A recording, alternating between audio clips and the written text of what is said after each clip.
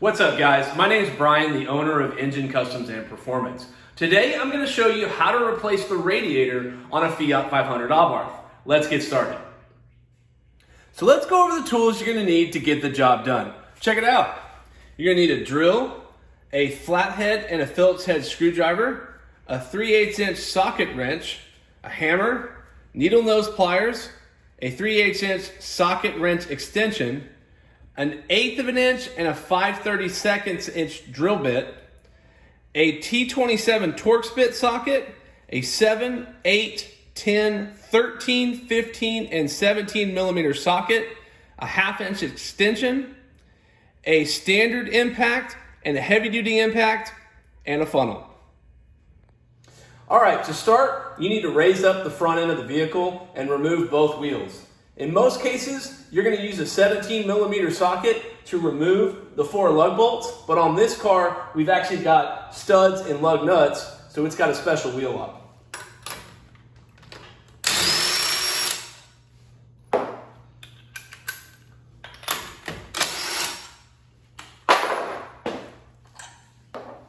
And remove the wheel.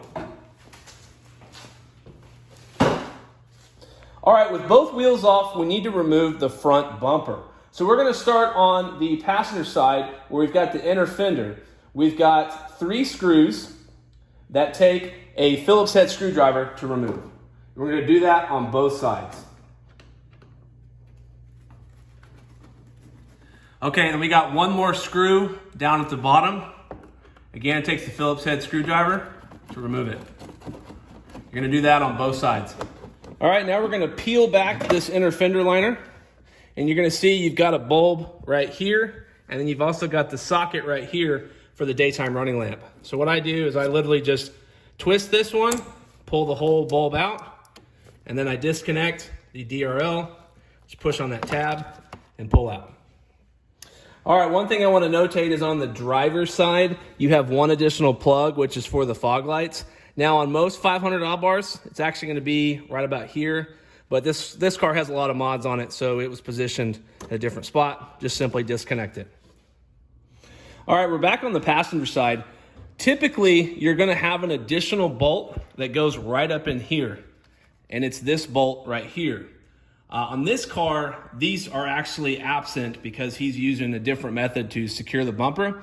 But typically what you'll do is I take an electric impact with an extension and a T27 Torx Bit to remove them. And this is what the bolt looks like. Okay, now up top, we've got 4 bolts, and they all take a T27 Torx Bit.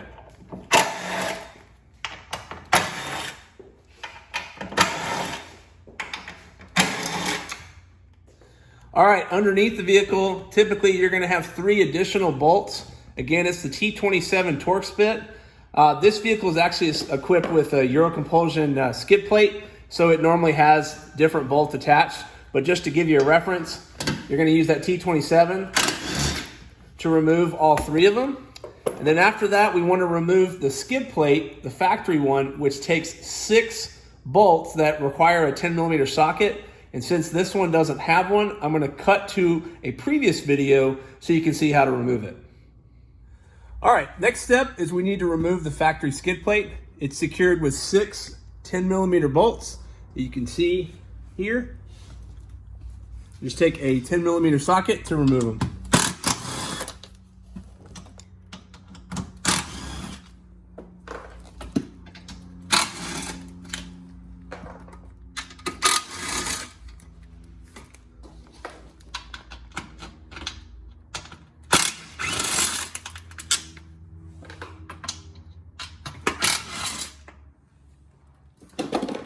And just slide it back there. All right, now you can go ahead and remove the bumper. I typically will take either side, passenger or driver, and just kind of work it loose and then work its way off. And then set it aside. All right, now that we have the bumper off, we need to start removing some of these components. We're going to start with this plastic cover. It's got 2 bolts, one here, and you got one here, and it takes an 8 millimeter socket to remove. Now on this side, you just need the 8mm socket, but I have an extension on it because on this side, you gotta have one.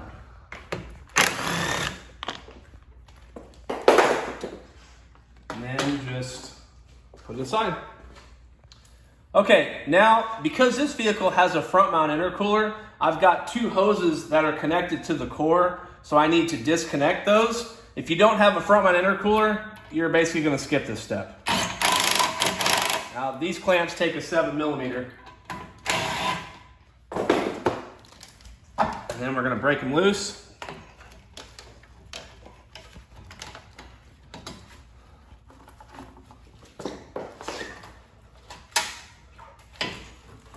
Like so.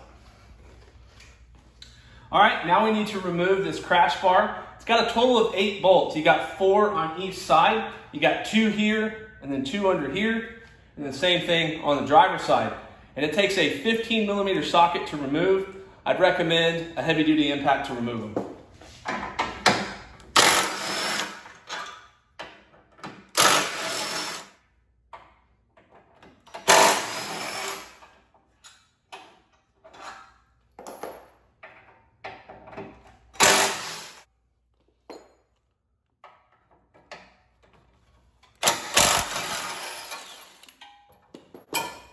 And set it aside. All right, now we need to drain the radiator of all the coolant. And you're gonna see right here on the driver's side, that black tab, that's actually the drain plug. So for some of you, you'll just be able to twist it loose with your hands, but for some, it's gonna be really tight and you may need to use a set of pliers to break it loose. So I'm gonna go ahead and do that now and drain the coolant.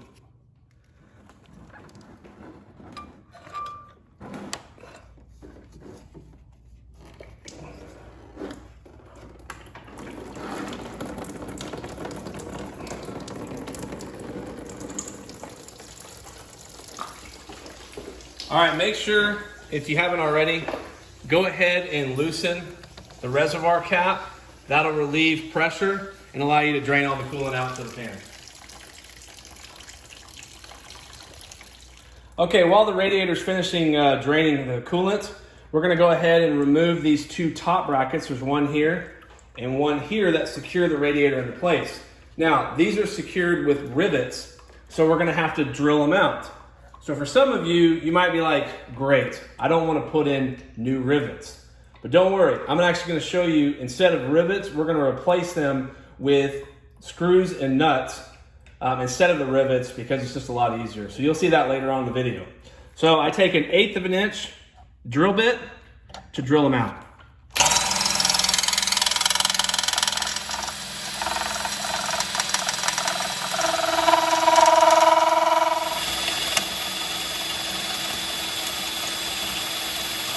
All right, you may have to go with a bigger size drill bit after the 1/8 of an inch where you start.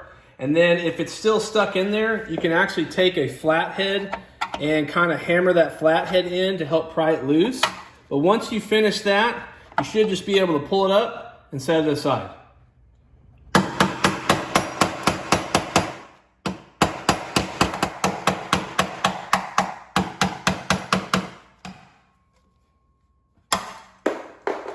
And there you go. Both of them are off. All right, now we need to disconnect the lower and upper radiator hoses. We're going to start with the lower. It's got a quick connect on it. So I take my flathead and release this clip, and then you can take it, kind of break the seal. You just kind of have to work it around. So it may take you a minute, but flathead usually works best.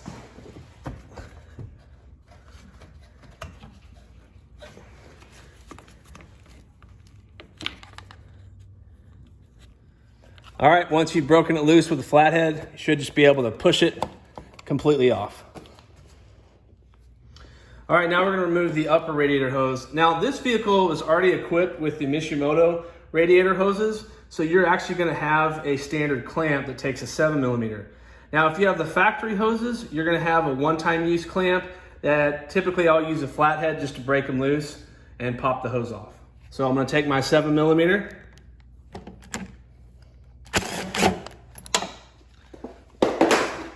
And then same thing, just take a flathead just to kind of break the seal.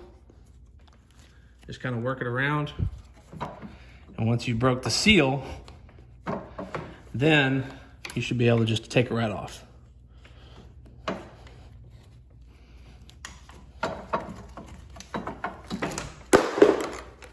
right, and there we go.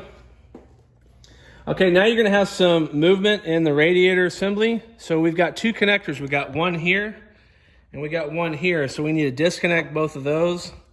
Typically I'll take like just a flathead, just to pop these yellow guards, and then I will be able to disconnect these, just pressing on the tab.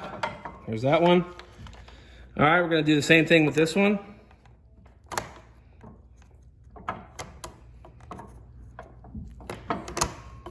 There we go. There we go. All right, now we need to remove the two bolts for the condenser so we can swing it out of the way. Takes an 8mm socket.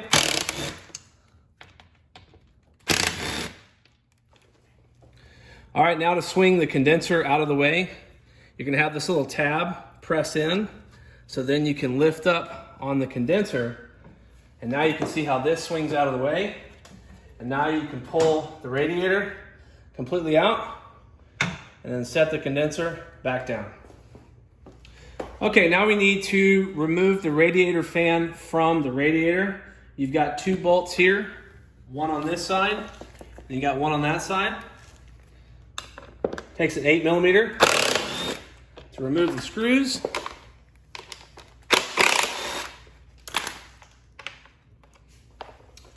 And then just kind of pull up and slide off. So I'm going to show you why this particular customer is replacing the radiator.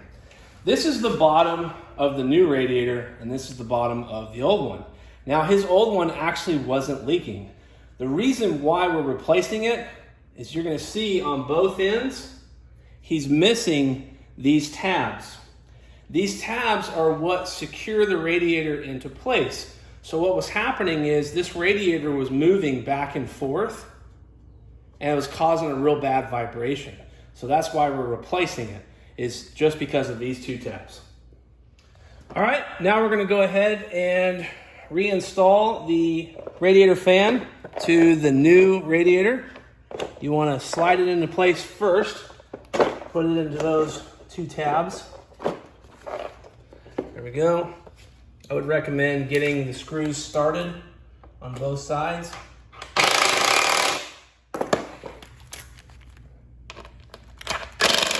Take your 8mm, tighten them down. All right, now it's time to install the new radiator. So what you're gonna do is you're just gonna swing this condenser out a little bit. You've got this rubber bracket here and this one here. That's where the radiator is gonna sit in. So I'm gonna go ahead and put that in right now. All right, now you can see that the radiator is in place, and you can see I can kind of move it back and forth right now, but it's in those holes. So now what we wanna do is we want to go ahead and slide the condenser onto its two tabs like so. And then it sits right into place. Now we're gonna put the two bolts, or the two screws back into place to secure the condenser to the radiator. All right, we're gonna take our 8mm socket to tighten them down.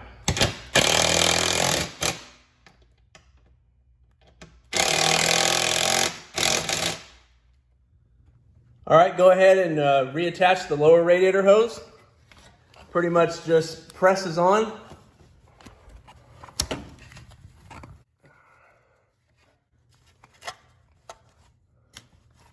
All right, once you press on the locking tab, try and pull on it to make sure it's not gonna come off, and then you know it's sealed. All right, now we're gonna reattach these two connectors. You got the one that goes on the bottom, press down and press on the yellow tab. And then you got this blue one right here. Reconnect it, press the yellow tab in. All right, now we're gonna reattach the upper radiator hose.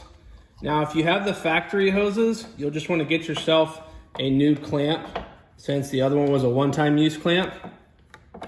So just slide a new one on, then press the hose all the way onto the radiator.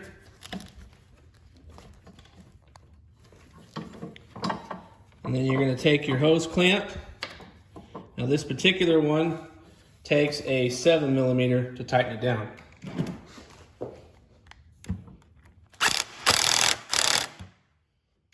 we go. All right, now it's time to reinstall the top radiator brackets. And if you remember, we actually drilled out the rivets from these. So now you can see that the rivets are completely gone. Now, if you want, you can reinstall these with new rivets. But for many of you, you may not have a rivet gun and you don't want to go buy one just for this one job. So what I like to do is actually to reinstall these using bolts, washers, and nuts. Now this bolt is an M5 by 30mm in length. And then of course you have your M5 washer and your M5 nut. So you're gonna see back on the car, you have access to each one of these holes to where you can install these using bolts, washers, and nuts instead of using rivets. So let's do that now. All right, we're gonna go ahead and put our brackets back into place. Now there is a right and left bracket, and you'll be able to easily tell which one is which because it's the only way that they'll line up properly.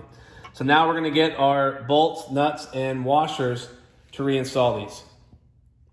All right, so we're gonna go ahead and install the bolt with the washer. Now you're gonna see I've actually removed the headlight. That's just so I can have better clearance to be able to show y'all. So I'm gonna take the bolt and I'm gonna slide it through. And then I'm gonna take my washer and my nut, and on the other side, I'm gonna slide my washer on first. And then I'm gonna start the nut, and I'm gonna hand tighten it on there as much as I can, and then we're gonna tighten it down with a 4mm Allen socket. All right, now I'm gonna go ahead and tighten it down.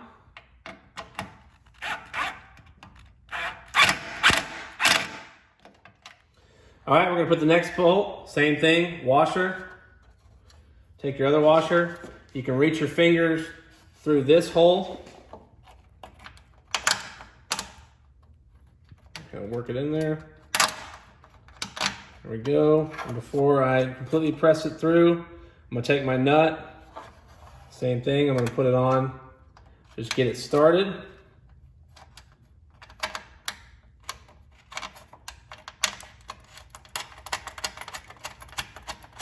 There we go. I'm gonna tighten it as much as I can with my fingers. And then we'll tighten this one down, again with a 4mm Allen socket.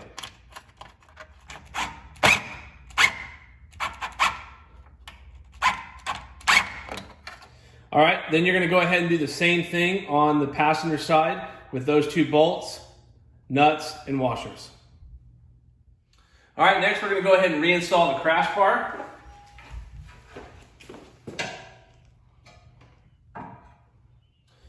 All right, once you get all your bolts in, first, then take your 15mm socket and tighten them down.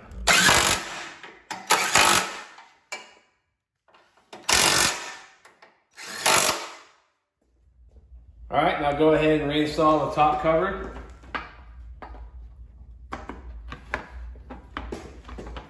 Secure it with 2 screws. I take an 8mm socket. Just get your screws in first, and then you can tighten them down.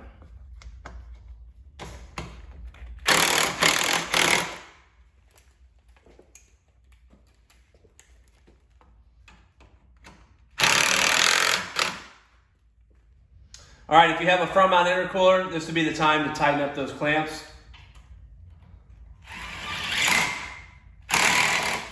All right, now we gotta fill the cooling system with coolant. So go ahead and remove the reservoir cap, replace it with a funnel, and now we're gonna start filling it with coolant. All right, so we're gonna go ahead and refill it. Now you're gonna see this bottle says the Mopar concentrate. We've already diluted it to a 50-50 mix. Now what's great about the 500 is as you're filling it, if you fill it slowly, it's pretty much going to eliminate air pockets in the system on how it's all designed. So what we're gonna do is we're gonna fill it and then stop, let it drain into the radiator. You'll hear it kind of burble a little bit, and then continue to fill it.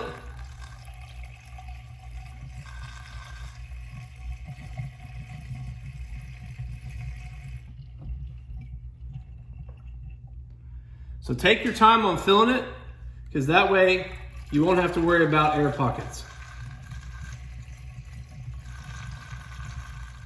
Okay, you're gonna end up putting about 1/2 to 3/4 of a gallon of coolant in the system before it gets right above the max line.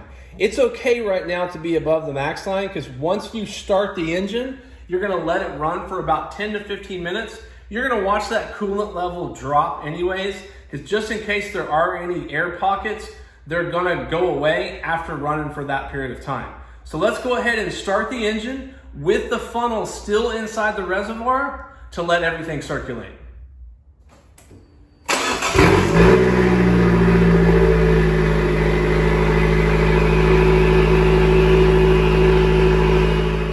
All right, now that we let the engine run for about 10 or 15 minutes, we're gonna check the coolant level again. As you can see, it has dropped down just a little bit below max, which is fine. So for now, we're gonna go ahead and remove that funnel, and we're gonna go ahead and put the radiator cap back on.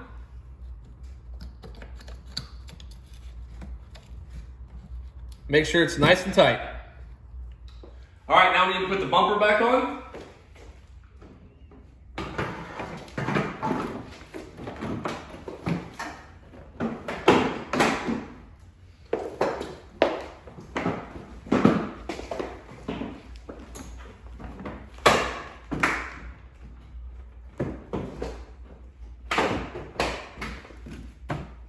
All right, we're gonna start with the top bolts, tighten them down with a T27 Torx Bit.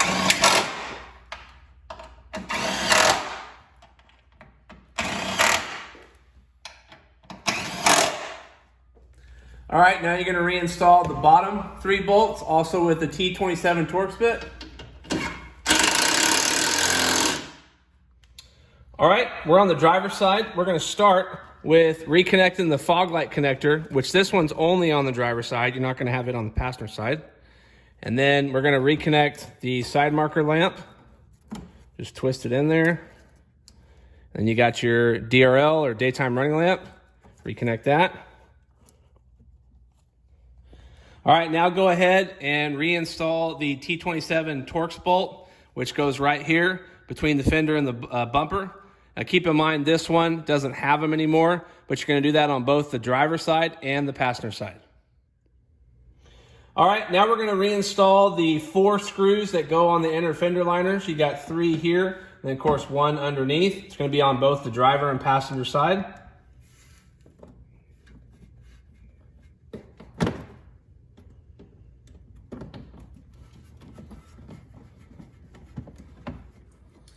All right, now put your skid plate back on. Once you line it up, put your bolts back in and use a 10mm socket to tighten it down.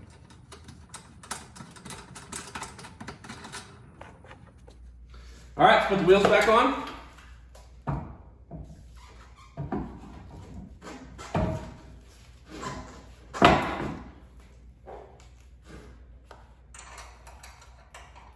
All right, go ahead and lower the vehicle down and torque the wheels to 80 foot-pounds of torque, and then go drive it for about 15-20 minutes.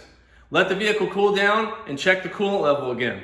You may have to top off the coolant 1 or 2 times after you've done this job. That's completely normal. And after that, you're done.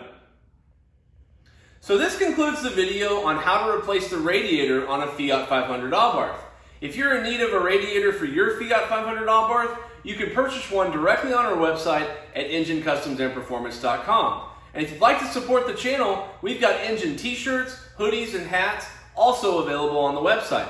And if you like the video, make sure to give it a thumbs up and hit that subscribe button and notification bell so you never miss any future install videos or awesome Abarth content. And until next time, I'm out.